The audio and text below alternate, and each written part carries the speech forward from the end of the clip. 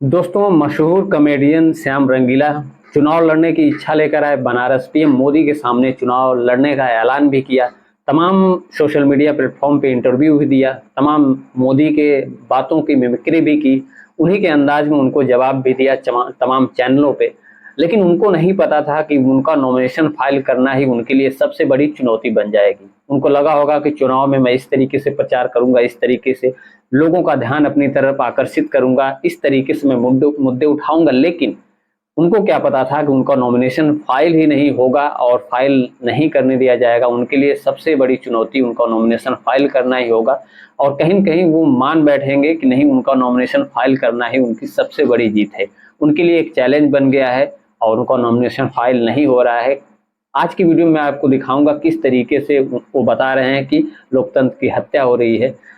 उनको शायद ये लगा होगा कि मेरा नॉमिनेशन फाइल हो जाएगा और मैं मोदी जी की आवाज़ में तमाम उनके कार्यों का जो भी बखान है, जिस तरीके से भी उनकी आलोचना है या जिस तरीके से मुद्दे उठाने में उन्हीं की आवाज़ में उन्हीं को जवाब दूंगा।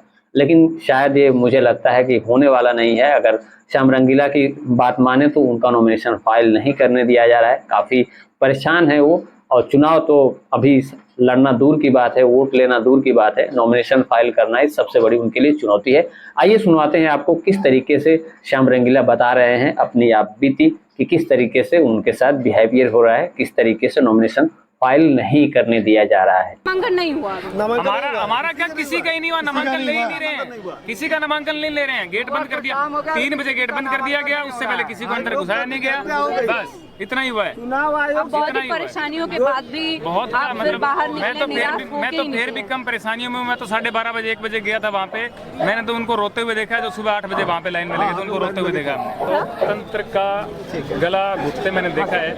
हत्या भी नहीं हुई है, मैं कह रहा हूँ। हत्या तब होती है जब बिल्कुल खत्म हो जाता है। अभी गला घुट रहा है, गला घुटते मैंने देखा। ये जो ट्वीट किया था उसको आप सच सामने मान क्या मेरा ट्वीट कोई झूठा ही नहीं। मैं झूठ क्यों बोलूंगा। ट्वीट में मैंने लिखा था, पहले ये प्रस्तावक मांग रहे थे, मैंने ये बोला था।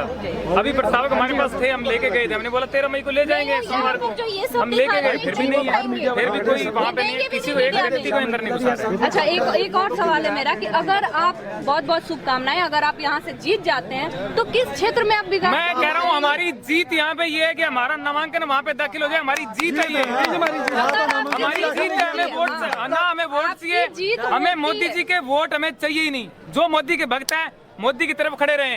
हमारे जो होंगे समर्थक वो हमारी तरफ खड़े रहेंगे। लेकिन देश का लोकतंत्र ये है कि वोटिंग मशीन पे नाम होना चाहिए। यहाँ पे नाम ही नहीं हो सकता। यहाँ पे नाम होने की जो प्रक्रिया है वो खत्म की जा रही है। अब क्या मोदी की बात करेंगे? मोदी के समर्थक क्या मोदी के भक्त, मोदी भक्त हैं, निर्विरोध बनाएंगे मोदी जी को। यहाँ से मैं कह के जा रहा हूँ, यहाँ से मोदी जी का निर्विरोध बनना तय है।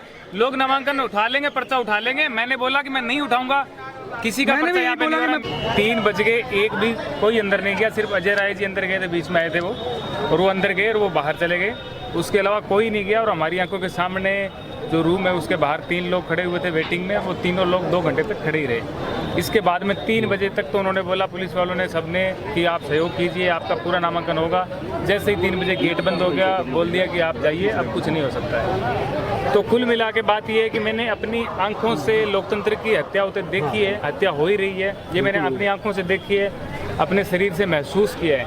वहाँ पे लोग रो रहे हैं, वहाँ पे लोग चिल्ला रहे हैं, वहाँ पे प्यार से बात कर रहे हैं, गुस्से से बात कर रहे हैं, फिर रो रहे हैं। पानी पीने को वहाँ पे नहीं है किसी के पास। भूखे लोग हैं, सुबह सुबह 8 बजे आए हुए लोग हैं। भूख लगी है लोगों को, प्यास लगी है, फिर भी बिना देखे वो लोग कह रहे हैं एक बार। सर ऐसे नहीं कह रहे हैं कि मेरा ले लीजिए नामांकन, कह रहे हैं सर 2 लोगों को तो अंदर घुसाइए, 2 लोगों को सर, एक को तो अंदर करिए सर, एक को ले जाइए सर। 3 घंटे हो गए, एक भी नहीं गया कोई।